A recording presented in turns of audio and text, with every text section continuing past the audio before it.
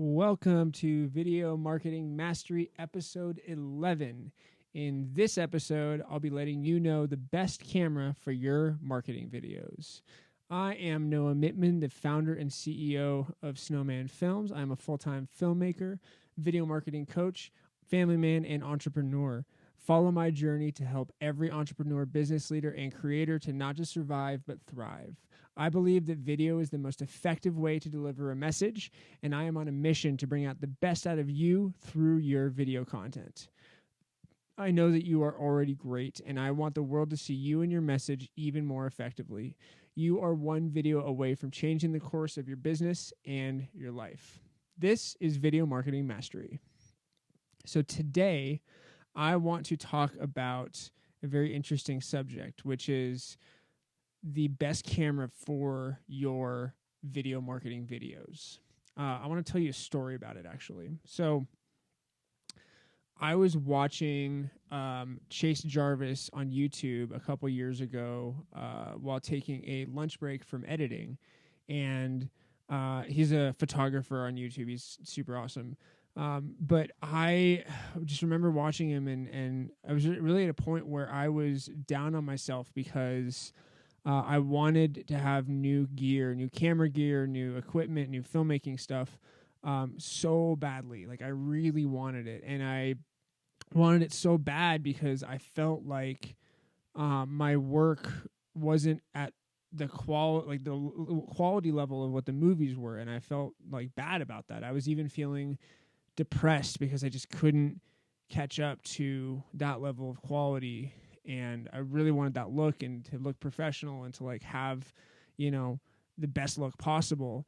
And I was watching Chase on YouTube, and I remember really, I think it was Chase Jarvis Live or one of his videos, but something he said really stuck with me to this day, actually. And what he said was, the best camera is the one that you have with you.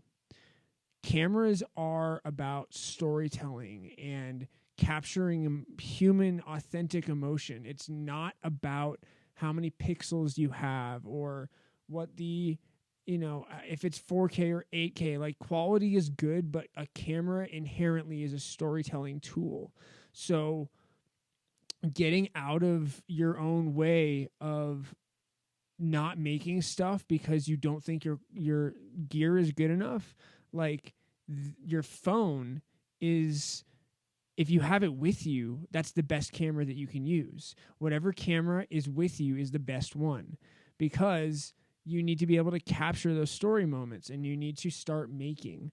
So I listened to this back when Chase kind of mentioned it, and I really got out of my rut, and I started making, and I started worrying less if I was absolutely perfect with stuff. And it kind of took some weight off of me. I realized that practice is what makes perfect, not having the perfect camera or gear that looks the absolute best. Like, of course, try to have that, but like, if you're tied up right now because you want your stuff to look better, don't worry about it for the moment and just start making.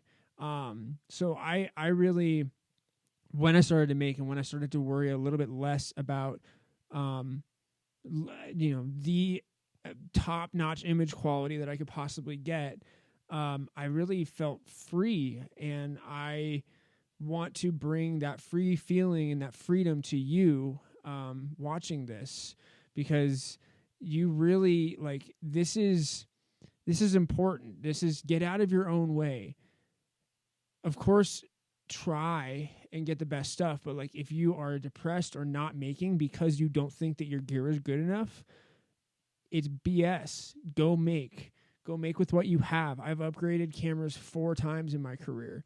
Like, I started with a Sony Handycam back in 2007, 2006. Like, it doesn't matter what your gear is.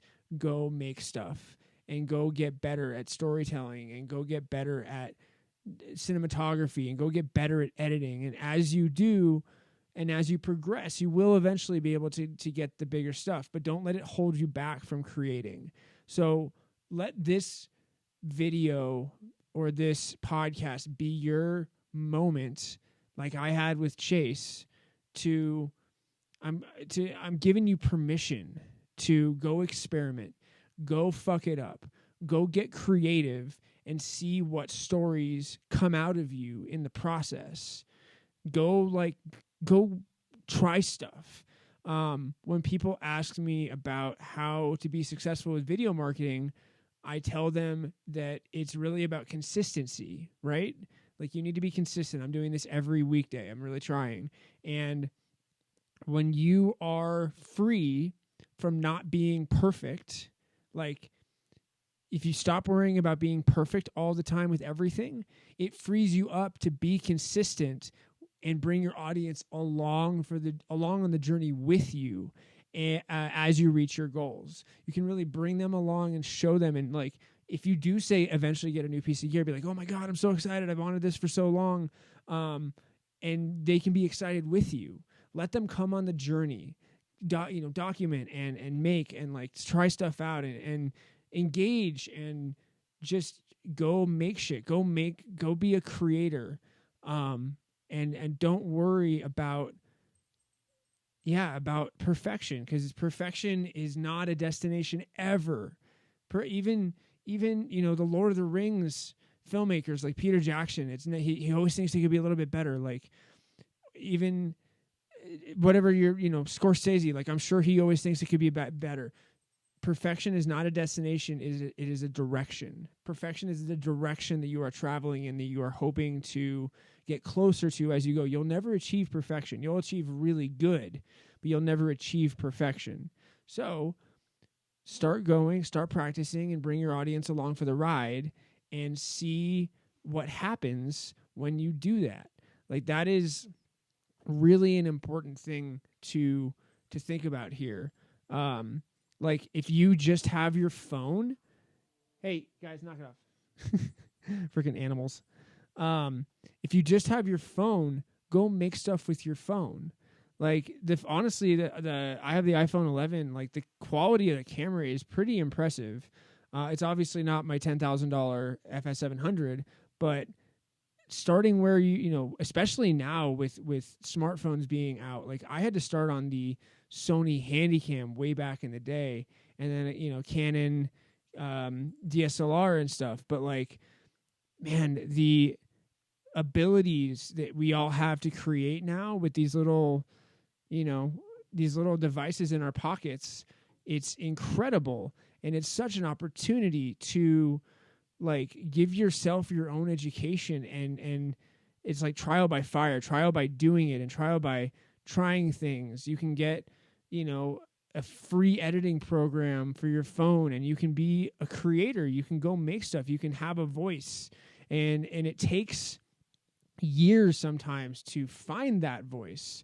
So like, let yourself have that practice. Let yourself be able to experiment and fuck it up. Like, if you're afraid of failing, like, don't be, because failing is part of the journey. Like, you have to learn as you go. So I think not being afraid to be rough around the edges, and letting your journey happen as it needs to happen is so important for anybody that's kind of coming into creating newly. Like, it is really a like cornerstone of what it means to be a creator, is to find your voice, to find through practice. Like, it's really interesting, actually. Obviously I want to eventually be a feature filmmaker, and I watch a lot of like behind the scenes stuff and roundtables and all that. And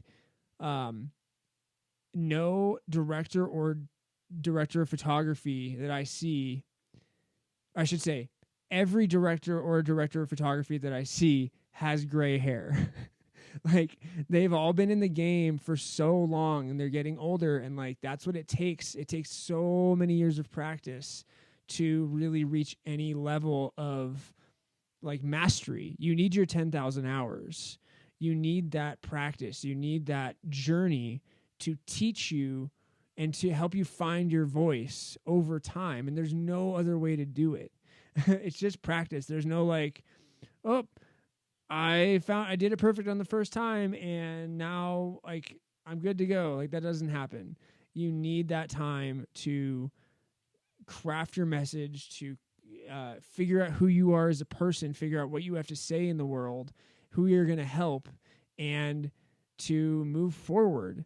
So I think that's the biggest thing is the best camera is the one that you have with you, and don't be so hard on yourself.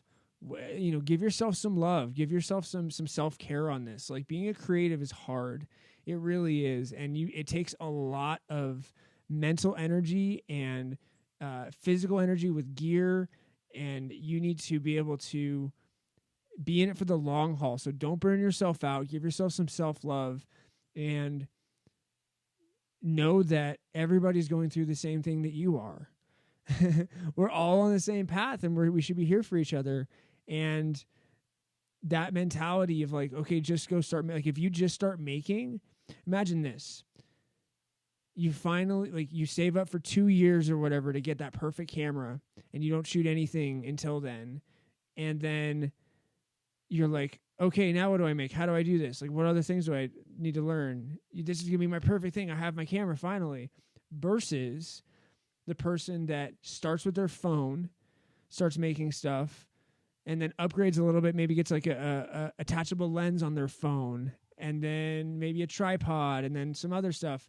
And then eventually, after years of making stuff, they get that dream camera. They're going to be able to know how to use it and how to storytell and how to be successful with what they're trying to make so much more than that person that just like, okay, I saved up and got my camera. Now I need all the other skills. Because you have to be a jack of all trades in this. You have to be able to do so many different things. Like, even for just like YouTube and like social media, you need to be able to like what I was doing today. I was creating thumbnails, like more interesting thumbnails for all the YouTube and Facebook videos. Like, there is stuff that you don't think about that you need to have as a creative to make your stuff pop enough to where people notice you, and you need practice on all of it. So that's the mentality I really want to leave you with.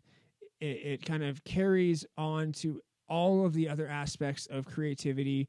Is the best camera is the one that you have with you. The best computer, the best set, like whatever you're doing, the best thing to start with is the stuff that you already have, and making it work in a creative way, because creative problem solving is what being a creator means. It is all problem solving, and it's all creative solutions.